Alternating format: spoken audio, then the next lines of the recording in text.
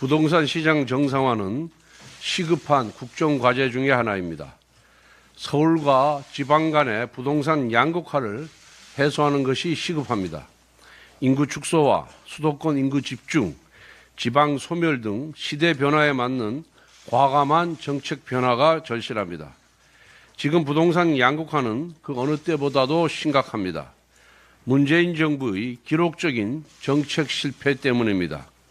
종부세율 인상, 양도세, 취득세 중과, 공시가 인상 등 다주택자에 대한 문재인 정권의 무차별적인 조세 폭격은 부동산 탈레반이라고 불릴 만큼 맹목적이었습니다. 하지만 그 결과는 중과세를 피하기 위해 똘똘한 한 채, 즉 서울 고가 아파트 쏠림만 만들어냈을 뿐입니다. 투기와의 전쟁이라는 명목 아래 문재인 정권 5년간 28번 발표된 부동산 정책 실패가 현재의 서울 집값 급등과 지방의 극심한 부동산 침체로 상징되는 부동산 양극화를 낳은 것입니다. 부동산 건설 경기 영향을 크게 받는 지역 경제의 특성상 부동산 침체는 지방에는 사망 선고나 다름없습니다. 이제 부동산 정책도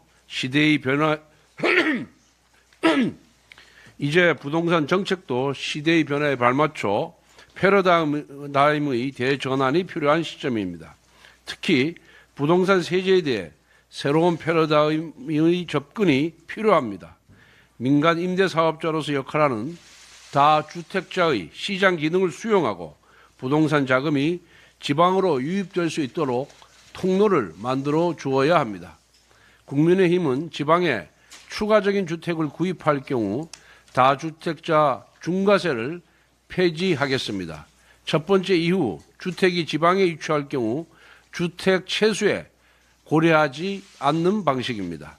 단 이러한 세제 개편이 수도권 주택 가격 상승을 초래하는 역효과를 미연에 방지하기 위해 두 번째부터 보유하는 주택이 수도권일 경우에는 기존 과세 방식을 유지하겠습니다.